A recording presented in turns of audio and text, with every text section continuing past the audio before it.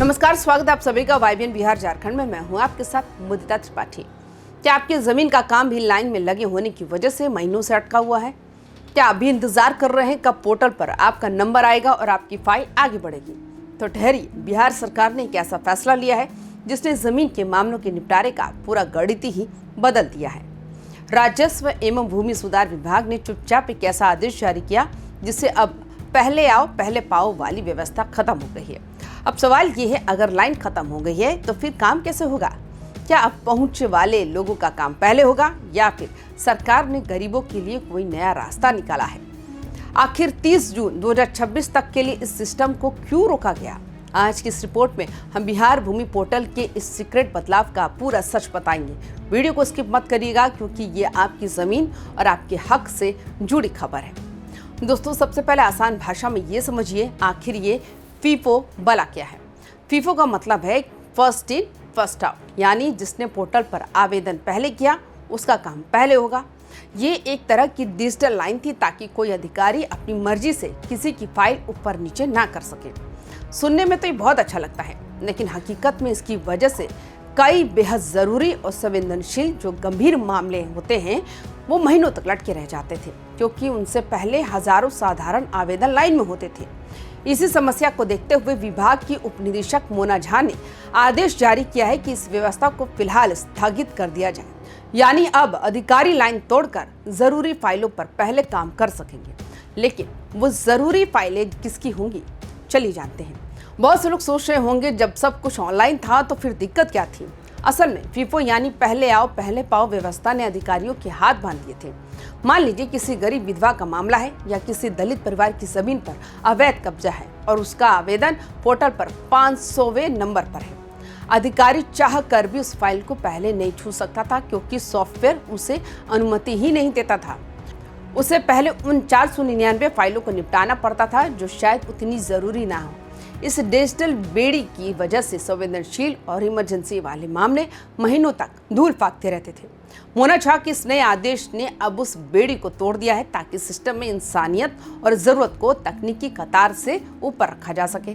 सरकार ने साफ कर दिया है कि ये फैसला किसी को फायदा पहुंचाने के लिए नहीं, बल्कि इंसाफ में तेजी लाने के लिए किया गया है। अब सबसे ज्यादा प्राथमिकता अनुसूचित जाति यानी एससी और अनुसूचित जनजाति यानी एसटी से जुड़े भूमि विवादों को दी जाएगी। सरकार का मानना है कि इन वर्गों के मामले अक्सर सालों तक दफ्तरों के चक्कर काटते रहे हैं। इसके साथ ही भूमि सुधार जन कल्याण संवाद के तहत जो शिकायतें सीधे सरकार तक पहुंच रही हैं, उन्हें अब फीफो की लाइन में लगने की जरूरत नहीं होगी।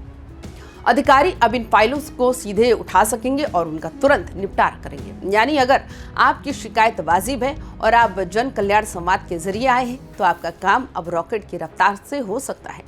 अब बात करते हैं उस शॉर्टकट की जिसे सरकार ने प्राथमिकता दी है, यानी भूमि सुधार जन कल्याण संवाद। ये मुख्यमंत्री और राजस्व विभाग की एक ऐसी पहल है जहाँ सीधे जनता की फरियाद सुनी जाती है। इसका सीधा मतलब ये है, अगर आप सिस्टम से परेशान हैं और अपनी बात सही प्लेटफॉर्म पर रखते हैं तो अब आपको पोर्टल की लंबी कतार में खड़े होने की जरूरत ही नहीं। सरकार चाहती है कि जनता और प्रशासन के बीच की दूरी कम हो और लोगों का भरोसा सिस्टम पर वापस लौटे। यहाँ एक और बड़ी बात है, पहले इस व्यवस्था को सिर्फ मार्च 2026 तक रोका गया था, लेकिन अब नई तारीख आ गई है 30 जून 2026, यानी अगले 3-4 महीनों तक बिहार में जमीन के मामलों में ये प्रायोरिटी सिस्टम लागू रहेगा। इसके लिए बाकायदा नेशनल इंफॉर्मेटिक्स सेंटर यानी NIC को निर्देश दे दिए गए हैं कि पोर्टल के सॉफ्टवेयर में बदलाव किया जाए। अब पोर्टल ऐसा होगा जहां अधिकारी खास कैटेगरी की फाइलों को चुनकर पहले प्रोसेस कर सकेंगे।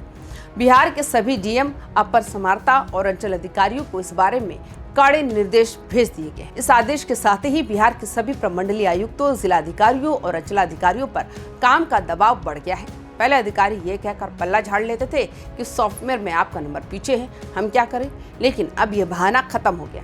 अब अगर किसी SC/ST परिवार का मामला लंबित रहता है तो उसकी सीधी जिम्मेदारी उस इलाके के अधिकारी की होगी। विभाग ने साफ निर्देश दिए हैं कि प्राथमिकता वाले मामलों के निष्पादन में किसी भी तरह की कोताही बर्दाश्त नहीं की जाएगी। NIC को पोर्टल में जो बदलाव करने को कहा गया है उससे अब ये भी ट्रैक होगा कि किस अधिकारी ने कितनी जल्दी इन विशेष मामलों को निपटाया है। यानी अब काम की रफ्तारी ही अधिकारियों की रिपोर्ट कार्ड तय करेगी। अब आप सोच रहे होंगे, क्या इससे भ्रष्टाचार बढ़ेगा? क्या CEO अब अपनी मर्जी से फाइलें चुनेंगे? देखिए, इसके दो पहलू हैं। सकारात्मक पहलू ये है कि वाकई जो लोग सालों से परेशान थे उन्हें अब जल्दी न्याय मिलेगा, खासकर वो बुजुर्ग या गरीब लोग जो ऑनलाइन लाइन में सबसे पीछे थे। लेकिन दूसरा पहलू ये भी है कि पारदर्शिता बनाए रखना अब प्रशासन के लिए बड़ी चुनौती होगी। विभाग ने कहा है कि 30 जून के बाद इस पूरी व्यवस्था की समीक्षा भी की जाएगी। अगर ये सफल रहा तो इसे आगे बढ़ाया जा सकता है, वरना फीफो को फिर से लागू कर दिया जाएगा। सरकार का लक्ष्य है कि प्रशासन में गति आए और पेंडिंग पड़े लाखों मामलों का बोझ कम हो सके। विभाग इस दौरान देखेगा क्या फीफो हटाने से वाकई पेंडिंग केस कम हुए हैं, क्या वाकई जरूरतमंदों को फायदा मिला है।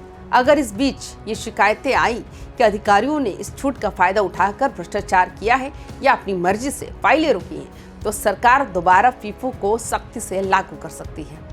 यानी 30 जून के बाद एक बड़ी समीक्षा होगी जो तय करेगी कि बिहार में जमीन के काम का तरीका भविष्य में कैसा होगा। ये जनता के लिए भी एक मौका है कि वो देखे क्या बिना कतार के उनका काम ईमानदारी से हो पा रहा है या नहीं।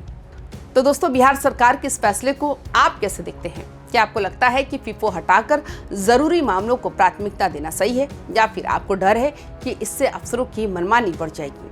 क्या आपके पास भी कोई ऐसा जमीन का मामला है जो महीनों से पोर्टल पर अटका हुआ है?